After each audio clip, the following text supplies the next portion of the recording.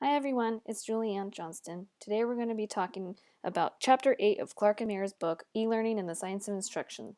Here's where they discuss the coherence principle. It's similar to the modality principle that was discussed earlier, where you should avoid presenting text and spoken words together to decrease the cognitive load.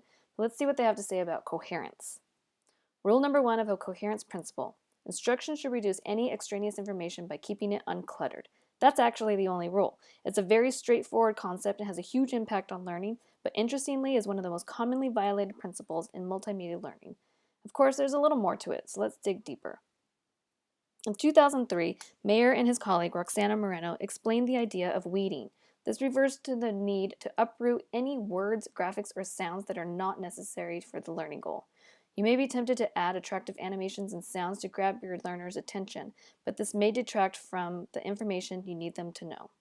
Coherence principle number 1 tells us to avoid e-learning with extra audio. Imagine you're designing a training video and you want to add sound effects triggered during specific segments of the learning. This added sensory information may become overload for the learner, especially when the information is new.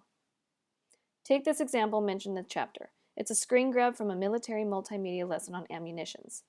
This lesson illustrates the different types of ammunition one may encounter while sound effects of bullets and bombs exploding play in the background.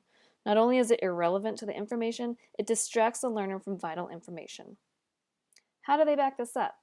You could consider the arousal theory, which predicts students will learn more from a multimedia presentation when sounds or animation are added. That's emotional interest grabbing their attention.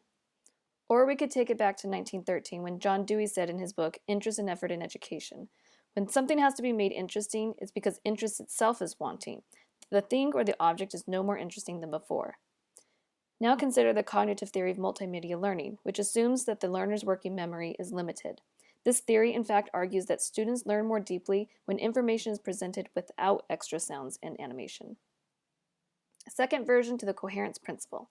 Avoid e-learning with extra images. You may think, if I can't have audio to enhance the design, maybe some eye-catching images will grab their attention. Possibly, but only if the images are related to the topic and help achieve your learning goal. That doesn't mean to say that graphics hinder learning in all situations. It suggests that extra information, like images, can be harmful to the learning process. In other words, when pictures are used to decorate the page, they're more likely to depress the learning. Take this image the authors used to demonstrate extra images. The screen grab is from a pharmaceutical sales training video, and it displays images and words about obesity. Yeah, it might look interesting, but it doesn't help achieve the learning goal for this segment, which was actually meant to explain a product they were trying to sell. The article goes on to mention the work of Harp and Mayer in 1998, where they introduced 3 ways to counter the arousal theory. Distraction guides the learner's limited attention away from relevant material. Disruption puts something in the way and prevents the learners from building appropriate connections. Seduction is by priming inappropriate existing knowledge, which is then used to organize incoming material. Third version of the coherence principle. It recommends avoiding instruction using extra words. It helps when you have limited space on a screen to work with. So rather than embellish your descriptions with long narratives, it helps to stick with shorter and concise information. Compare these 2 slides from a spreadsheet tutorial. The example on the left has a long narrative for the learner to read with an option to play the audio in addition.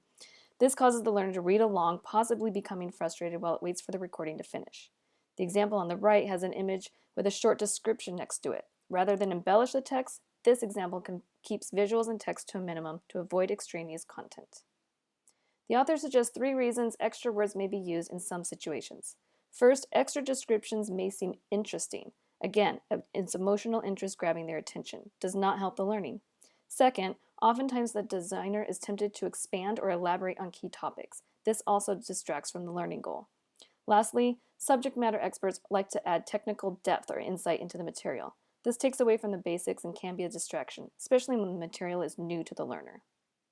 Going back to my number 1 rule of the coherence principle, avoid the clutter. When in doubt, leave it out. When tempted to add extra audio, images, or words, ask yourself, is the additional info necessary to the instructional content? If not, keep the weeds out. Hold on, there is one thing we don't know about coherence. In 2008, Mayer explained there may be some instances where the coherence principle may not necessarily apply.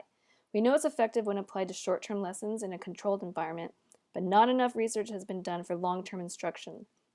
Do the same ideas apply to novices as it does to high-knowledge learners or experienced professionals? We don't have enough evidence to show if learners in authentic environments are able to ignore extraneous information. More research needs to be done to determine who this principle applies to. Now for something totally out of my realm, Call of Duty and other video games. They've been known to be used in military training for real-world modern-day warfare. Unfortunately, I don't have enough evidence to support the effectiveness, but this completely violates the coherence principle for video game simulations. They have a high volume of sound effects, animation, and spoken word. Could it be suggested that in relation to military training, these distractions are actually completely relevant to the learning? It has nothing to do with the content on the screen, but the point is to learn how to ignore the distractions. Bringing this closer to home, my work with designing my capstone. I'm developing a training program for our education facilitators to lead students from our community group, the Boys and Girls Club. We already have school programs for visiting classroom students. The content is designed for specific grade levels and standards. The students in my audience are not affiliated with the school, and they combine a large range of ages, backgrounds, and prior knowledge. Needless to say, levels of interest and knowledge is varied. Weeding out extraneous info is vital to holding their interest and attention. However, when using inquiry-based methods, the facilitator balances a very fine line between encouraging their interest and avoiding unnecessary information. Granted, these are authentic learning environments and not asynchronous platforms. But when online material is created for museums like virtual field trips, it's very tempting to add as much info as possible to recreate the physical gallery. The same can be said for live online learning. Our museum just started using Periscope for live tours with a curator. They're recorded so they can be accessed later, but it will be interesting to see how instruction or material is presented when there's little room for adjustment or eliminating distractions. Bringing this all together into the 4 academic pillars: accountability, leadership, diversity, and learning. For this topic, I'm going to focus on 2 of the pillars, diversity and learning. E-learning environments should always consider all learners. This allows you to deliver effective learning opportunities to learners with difficulties or impairments. A simple web search led me to a helpful guide to create Section 508 compliant e-learning courses. However, when adding extra sounds or text, it's important to create an option to turn it off to eliminate unnecessary material for those who do not require it. To apply best practices for all learners, it's important to take into consideration the level of knowledge of your learners. We talked about the coherence principle being applicable for new material. If your learner's prior knowledge is high, like the military using Call of Duty for training, you can consider adding material, so long as it contributes to the learning and doesn't distract from the primary goal. If the information is basic and is being delivered to a novice group of learners, applying the coherence principle in providing minimal distractions is key to effective learning. Thanks for watching.